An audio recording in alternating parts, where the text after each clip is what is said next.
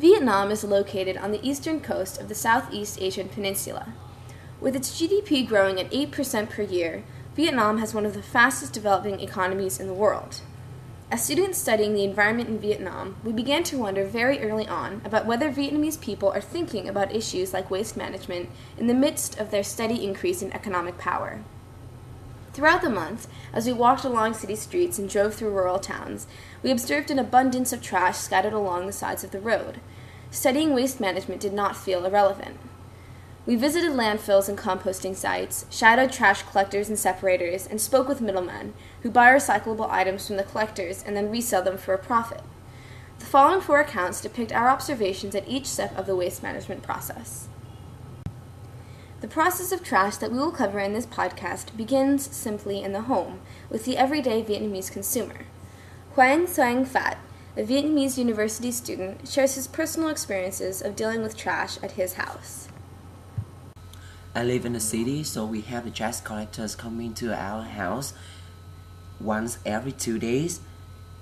With the trash in the house, we just, after eating or after all the things we do with the trash, we just put them into the bag. We don't sort them into the different kinds of trash. And then after every 2 days, my mom gonna collect all of them into just one bag and put in front of my house. But with the food, after eating, with the left food, my mom put them into a small bag and give to my grandma, because in my grandma's house they use the food to feed the dogs and the duck in the gardens. With my neighbors, they have the big gardens, and every day they gather the leaves in the garden and they burn them. But because in my house they don't have any trees, so they don't burn anything. And every month my mom needs to pay for the trash collectors about $7,000 a month. The second step of the waste management process occurs with the trash collectors and trash separators. Thinking Beyond Borders student Lily Bullitt describes her encounter with trash collectors and the separation process. When we were in Ho Chi Minh City, we were able to follow around these trash collectors for a few days. And basically what they did every day was just go from house to house and pick up the trash that each homeowner left outside their house. And they put it in these big bins that they had that were on wheels, so they could push it really easily. And each trash collector was in charge of covering a certain area, so like a few streets. They were designated a few streets that they went to each day. Also took some time during the day to go through the trash, and if they found anything that could be reused, like old shoes or a glass bottle, they would sell it to these middlemen who waited outside the official separating site. And when we talked to the collectors and we asked them why they did this, why they took the time to do this, they said it was not really for the environmental benefits, but for the profit that they make. And then at 6 o'clock, the official separation site opened, and all the trash that wasn't sold to the middlemen was sorted through and separated into organic and inorganic materials. They only worked at night, and they were kind of a small site, like only 10 people were really working there. So every day, the manager told us that they get 60 tons of trash, but they only get to sort through about 7 tons of it. And everything else went to a landfill. This was a little disheartening because it seemed like such a simple task. You know, it didn't really take that much effort. Anyone could really do it. But it wasn't really being implemented enough around the city to really make a big impact. And we asked the manager about this, about if they're looking to expand what they're doing, and he said that they were opening another site across the street that would double their capacity. So I thought this was really good, and they're like making all these great steps, but it still seemed like they had a long way to go until they could really make a difference. Step 3 of the process takes place alongside the separation site between the collectors and middlemen. Zach Toedtman, another student with Thinking Beyond Borders, explains this phase and his conversation with a middleman. The other day, some TVB students had an opportunity to go meet with a middleman named Ty outside of the District 6 trash union. He told us all about his job and his day-to-day work. And he hangs out outside of the trash union, and all of the different trash collectors bring shoes to him. He's the only middleman there that's allowed to collect shoes, because there's this unspoken rule among all the middlemen in Ho Chi Minh City that says only one person is allowed to hang out at a trash union to collect one item. And that rule is kind of enforced by like all the friendships that he establishes between the different trash collectors.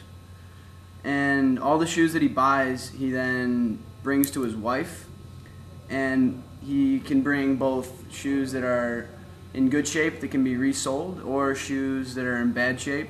The ones that are in bad shape, he will bring to a processing plant, and they will be melted down, and the rubber will be then resold as raw material. But as for the ones that are in good shape, his wife will repolish them and refurbish them, and then they'll be sold on the street. And we asked this guy like what he thought about his job and if he knew that it was beneficial to the environment. And he just kind of like shrugged his shoulders and seemed to be aware, but his motives were strictly business. The final step of the waste management process happens at landfills on the outskirts of the city. Thinking Beyond Borders student Noah Dow discusses his visit to a landfill and the manner in which trash is finally truly disposed of. The final step for garbage in Ho Chi Minh City is to go to a landfill. There are several different landfills in the city, some which are owned by companies and some which are state-run. We visited the most modern, privately owned landfill, which was owned by, incidentally, by a Vietnamese-American man who's now a successful businessman in America and who runs similar landfills in California. We were given a tour of the facility by the American manager, who seemed to know a lot about landfills and said he'd worked with them for the better part of the past 2 decades. I was impressed with how nice the place was. They said that by the time the landfill was going to be full, they would have invested $100 million into it in total. That was pretty incredible. I was impressed with the measures taken to control the environmental damage. The manager described at great length the process undertaken to first create the landfill, but then secondly, to make it so no leachate or sort of harmful byproducts of the waste accumulated there would leak out. And he said that something like 3,000 tons arrive daily at this landfill, but that the city produces maybe 12,000, I want to say. Also, other TVB students visited what I believe was a state-run landfill, and they reported that, or in comparison from what they said, it seemed like it was of a lower caliber, per se, than the landfill we visited. But I think that the landfill we visited was unusual. Through our conversations with trash collectors, separators, middlemen, and the landfill manager, we gained invaluable insight into the intricacies of the waste management process in Vietnam. One of the key trends we noticed was that many people involved in waste management are helping the environment because of the economic incentives incurred through the process. Many are not even aware that they are in fact aiding the environment through their work. We started to wonder how necessary awareness is when it comes to solving environmental issues. If people are taking positive steps, does it make their actions any better or worse if they don't realize the implications of those steps? On one of our final days in Vietnam, we visited a small trash collection, separation, and composting site outside of the city of Quy Nhon and had the opportunity to speak with one of its 6 employees. Wang Tae Hung explained that she had decided to stop farming and instead work at the composting center because she realized the environmental benefits the center provided to her community. Not only was trash collected and disposed of properly, but all organic material was separated, decomposed, and then sold to local farmers as nutrient-rich compost fertilizer. In this case, Wang Tae Hung's environmental awareness aided her in her decision to pursue such an environmentally beneficial vocation. If all Vietnamese, and for that matter all people around the world, were aware of the precise effects of their actions on the environment, would they as well change their lifestyles and even professions to make a change? Or will most people continue to need economic incentive to do their part in solving environmental issues?